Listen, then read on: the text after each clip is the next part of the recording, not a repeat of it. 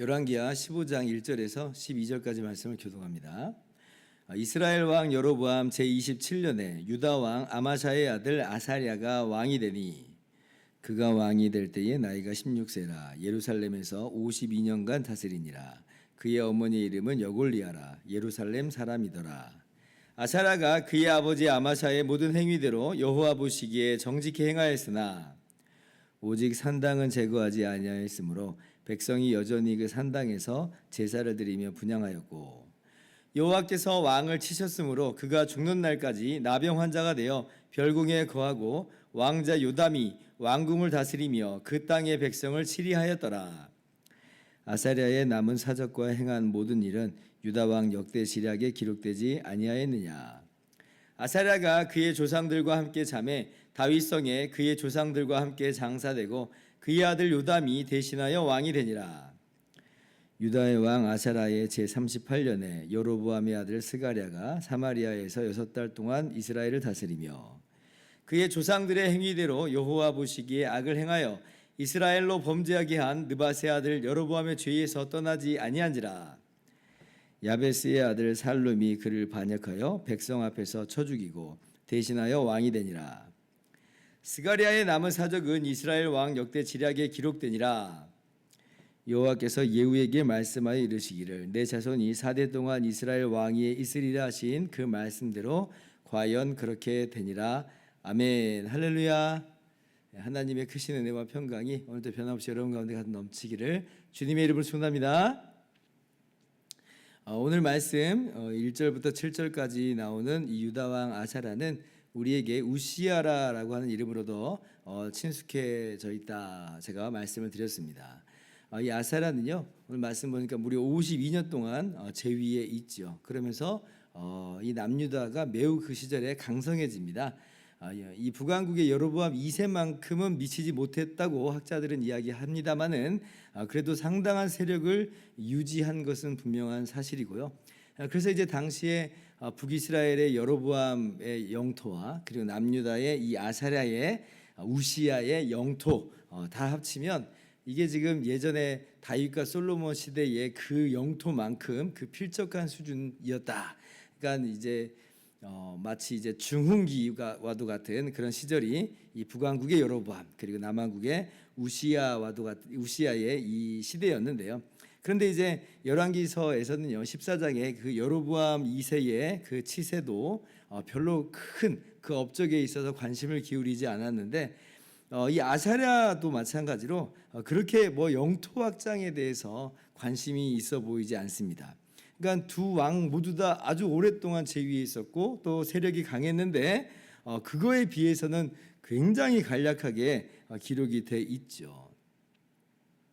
그래서 우리가 주목할 것은 이들의 업적과 성취가 아니라고 하는 거예요. 오히려 우리가 경계해야 되는 게 뭐냐? 오늘 아사랴도 마찬가지로 이 처음엔 성공하지만 그러나 그 아마샤와 마찬가지로 교만에 빠져버렸다. 이제 이게 우리가 첫 번째로 경계해야 되는 그런 말씀이에요. 5절 말씀 보면 여호와께서 왕을 치셨으므로 그가 죽는 날까지 나병 환자가 되어 별궁에 거하였다. 이제 이런 말씀이 있는데 이제 어떻게 된 배경이냐면 이게 역대기에 보면 또 이 배경이 또 잘 언급이 되어 있습니다. 역대하 26장 16절에 보면 이렇게 기록되어 있어요. 아사랴가 강성하여짐에 그의 마음이 교만하여 악을 행하여 그의 하나님 여호와께 범죄하되 곧 여호와의 성전에 들어가서 향단에 분향하려 한지라. 그러니까 지금 강성해지니까 이 아사랴가 어땠다는 거예요? 마음이 교만해져 버렸어요. 이스라엘은요 그 당시 다른 나라들과는 다르게 왕이 할 일이 있고 또 제사장들이 할 일이 있고 정확하게 구별이 되어 있습니다. 제 아무리 왕이라 할지라도 할 수 없는 게 있는 거예요. 제사를 드리는 일, 성전 일을 하는 것, 이거는 왕이 할 일이 아닙니다. 해서는 안 되는 거예요. 왜냐하면 하나님께서 그렇게 정하여 놓으셨거든요. 그런데 이제 내가 왕이니까 내가 내 마음대로 할 수 있어, 나는 할 수 있어 라고 말한다는 건 뭐예요?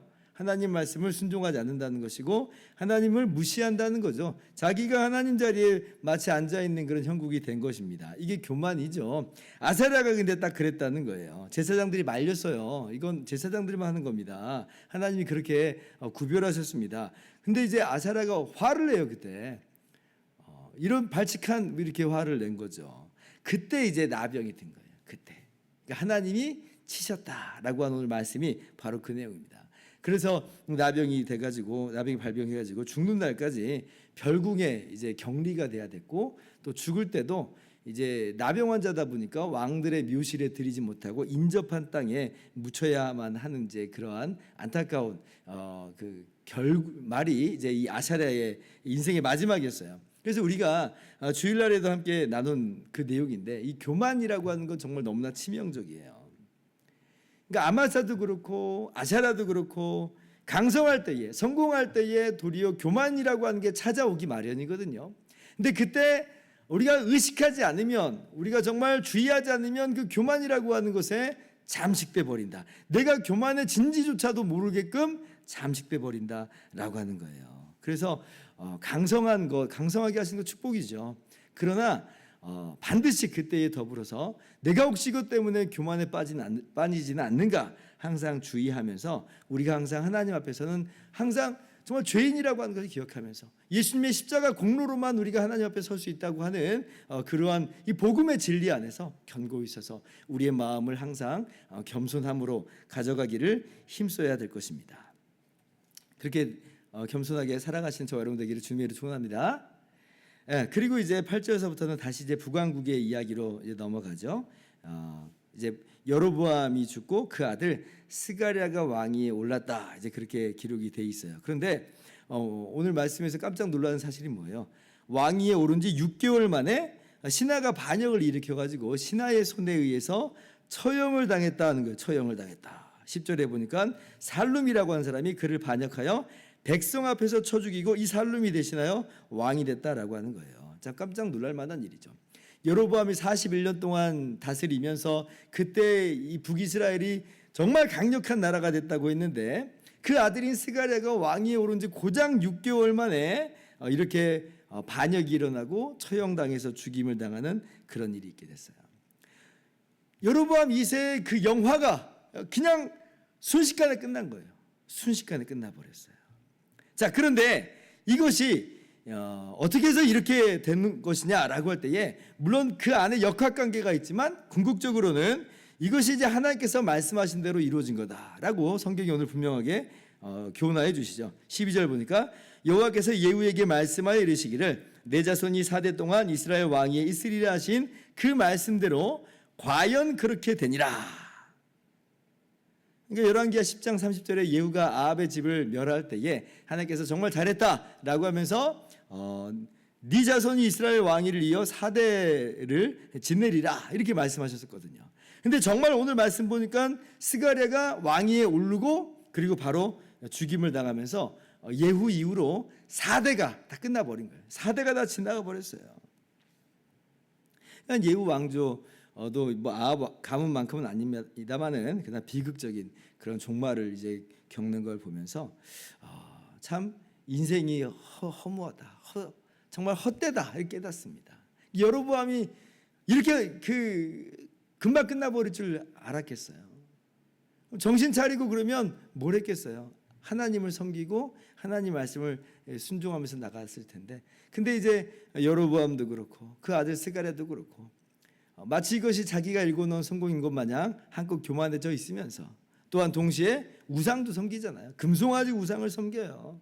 항상 북이스라엘이 이게 문제입니다. 9절 보니까 느밧의 아들, 그러니까 초대왕, 북이스라엘의 초대왕 이 여로보암의 죄, 금송아지를 만든 죄에서 떠나지 않았다.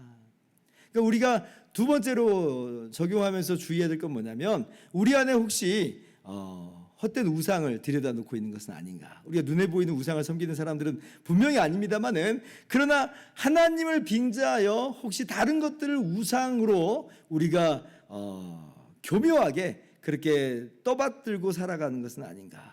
우리 스스로를 우리가 돌아봐야 될 것이에요.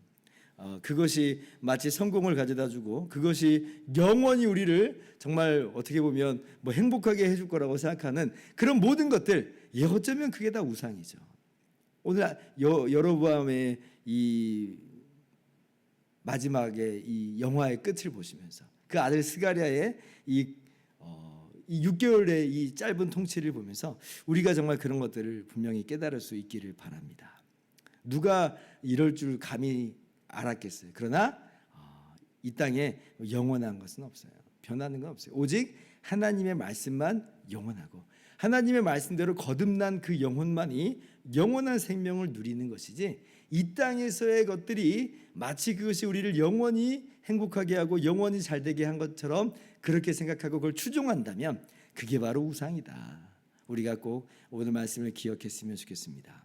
그러면서 마지막으로 세 번째 적용할 점은 이제 이거예요. 하나님의 말씀이 반드시 이루어지는구나 라고 하는 것을 우리 마음 가운데 확고부동하게 약속으로 또 붙잡았으면 좋겠습니다. 물론 예후에게는 4대를 지내리라 라고 하는 것을 4대만 하고 끝난다 라고 하는 어떤 의미에서는 좀 부정적인 의미를 담고 있지만, 그러나 우리가 하나님의 말씀, 하나님의 약속을 생각할 때 정말 우리에게 주신 찬란한 약속들이 또 있잖아요.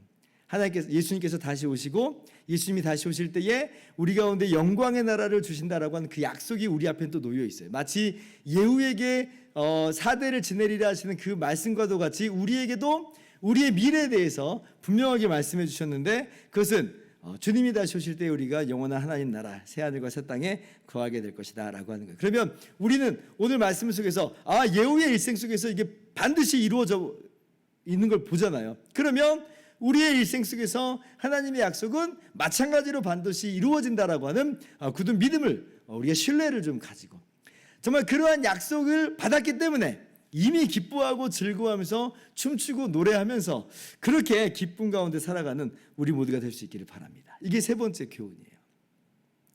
미국의 척 스미스라고 유명한 목사님의 이야기를 제가 들어본 적이 있는데, 이분이 교회를 처음 개척할 때 수백 불의 빚을 졌대요. 그래서 어느 날 이제 그 빚을 위해서 간절히 하나님께 기도를 했는데, 기도가 끝나자마자 절친한 친구, 좀 돈이 많은 부자 친구한테서 전화가 왔대요.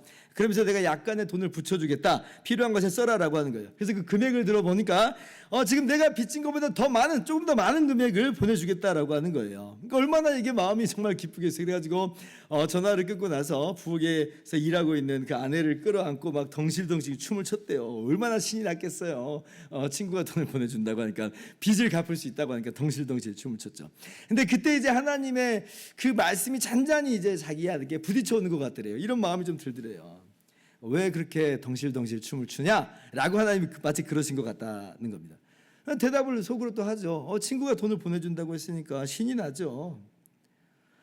근데 이제 또 하나님이 이렇게 말씀하신 것 같더래요. 지금 네 수중에 돈이 들어왔냐? 아니잖아요. 전화만 받았으니까. 아니, 지금 내 수중에 돈은 없지만 그 친구는 신뢰할 만한 친구입니다. 반드시 보내줄 겁니다.